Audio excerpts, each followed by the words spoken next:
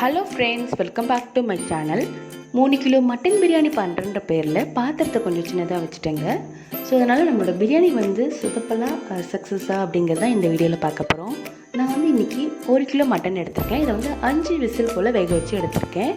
இஞ்சி பூண்டு கூட போய் பச்சை மிளகா இது மொத்தமாக சேர்த்தா ஒரு 200 கிராம் வரும். கிரைண்ட் பண்ணிக்க போகிறேங்க. தென் பாசுமதி ரைஸ் தாங்க இந்த பிரியாணிக்கு யூஸ் பண்ணுறேன். 2 கிலோ எடுத்திருக்கேன். இது ஒரு ஃப்ரைங் பேனில் 1 ஸ்பூன் கீழ ஒரு 4 நிமிஷம் போல் ஃப்ரை பண்ணிக்கிறேன். அதுக்கப்புறமா ஒரு 20 நிமிஷம் ஊற வைக்க போகிறேன். ஸோ இந்த மெத்தட் பண்ணுறதுனால பிரியாணி எண்டில் நம்மளோட சாதம் கண்டிப்பாக குலையாது. ப்ளஸ் அழகாக தனித்தனியாக நீண்டுட்டு உதிரியாக வரும். அதுக்காக தான் நான் இந்த மெத்தடை ஃபாலோ பண்ணுறேன். இது ஆப்ஷனல் தாங்க, உங்களுக்கு விருப்பம் இல்லைன்னா நீங்கள் விட்டுடலாம். தென் நம்மளோட ஒர்க்கிங் செக்ஷனை ஸ்டார்ட் பண்ணலாம் ஃப்ரெண்ட்ஸ். ஆல்ரெடி நான் குக்கிங் ஆயில் 5 ஸ்பூன் போட்டிருக்கேன். இப்போ கீ 2.5 ஸ்பூன் ஆட் பண்ணுறேன். அதுக்கப்புறமா நம்மளோட பிரியாணியோட ஸ்பைசஸ் பிரிஞ்சி இலை, பட்டை, லவங்கம், கிராம்பு, அன்னாச்சி பூ, தென் சோம்பு இது போட்டு நல்லா பொரிய விட்டுடலாம். ஸோ அது பொரிஞ்சிட்டக்கப்புறமா 5 பெரிய வெங்காயத்தை நீல வாக்கில் நறுக்கி வச்சுருக்கேன். இப்போ அது போடுறேங்க. வெங்காயம் நல்லா கண்ணாடி போல் சுருளை வதங்கி வரணும். ஸோ அது வதங்கிட்டக்கப்புறமா நம்ம இஞ்சி பூண்டு ப்ளஸ் பச்சை மிளகா அது கிரைண்ட் பண்ணி வச்சுருக்கோம் இல்லைங்களா, அந்த பேஸ்ட்டை இப்போ ஆட் பண்ணலாம். நீங்கள் பிரியாணி பண்ணுறீங்க அப்படின்னா இந்த மாதிரி ஃப்ரெஷ்ஷாக இஞ்சி பூண்டை நீங்கள் ரெடி பண்ணி ஆட் பண்ணுங்கள். உங்களுக்கு பிரியாணி ஷாப்பில் கிடைக்கிற சேம் பிரியாணி டேஸ்ட் கிடைக்கும். ஸோ இதையும் நம்ம நல்லா மிக்ஸ் பண்ணிக்கலாம். பூண்டோட பச்சை வாசனை போகிற வரைக்கும் நல்லா வதக்கிட்டக்கப்புறமா நம்மளுடைய டொமேட்டோஸ் இது 4லேருந்து 5 எடுத்து வச்சுருக்கேன். இதை பொடியாக நறுக்கிக்கங்க. இதையும் நம்ம போட்டு நல்லா கலந்து விட்டுக்கலாம்.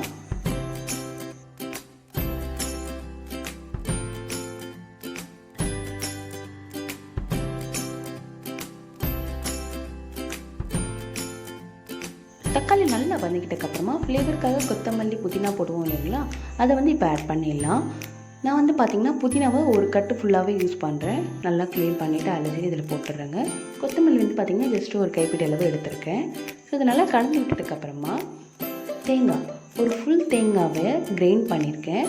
ஸோ அந்த தேங்காய் பல்போடையே நான் இதில் ஆட் பண்ணுறேங்க. கிட்டத்தட்ட இது 500 ml வரும்.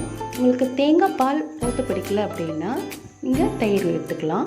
ஸோ தயிர் பார்த்திங்கன்னா ஒரு 1/2 லிட்டர் போல் யூஸ் பண்ணிக்கோங்க. ஸோ நல்லா கலந்து விட்டதுக்கப்புறமா நம்ம வேக வச்சுருக்க மட்டனை இதில் ஆட் பண்ணிடலாம்.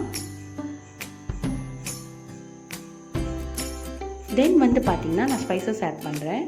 தனி மிளகாய் தூள், அதாவது வெறும் சில்லி பவுடரை நான் 2.5 ஸ்பூன் போடுறேன். உப்பு தேவையான அளவு போட்டு இது நல்லா கலந்து விட்டுக்கலாம். ஸோ இந்த உப்பு உரப்பு காரம் எல்லாமே அந்த மட்டனில் கொஞ்சம் நல்லா மிங்கிள் ஆகட்டும். ஸோ இது கொதி வர வரைக்கும் நம்ம வெயிட் பண்ணலாங்க. ஸோ இந்த கிரேவியில் நல்லா கொதி வந்ததுக்கப்புறமா நம்ம பிரியாணிக்கு தேவையான அளவு தண்ணியை ஆட் பண்ணலாம். As usual basmati rice 1 கப்புனா 1.5 cup தண்ணி ஊற்றுவோம் இல்லைங்களா, அந்த ரேஷியோவில் தான் நான் தண்ணி ஆட் பண்ணுறேன்.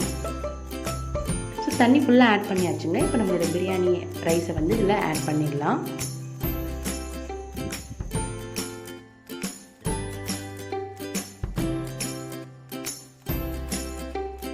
அரிசி ஃபுல்லாக சேர்த்துட்டு பார்த்தா அந்த குக்கர் எட்ஜ் வரைக்கும் வந்துருச்சுங்க. எனக்கு என்ன பண்ணுறதுனே தெரியல. கண்ணில் தண்ணியே வந்துருச்சு. இது மட்டும் சொதப்புச்சுன்னு வச்சுக்கோங்களேன், என்னோடய வீட்டில் இருக்க எல்லோரும் என்னை வச்சு செய்வாங்க, நல்லா திட்டுவாங்க. நான் வேண்டாத தெய்வம் இல்லை.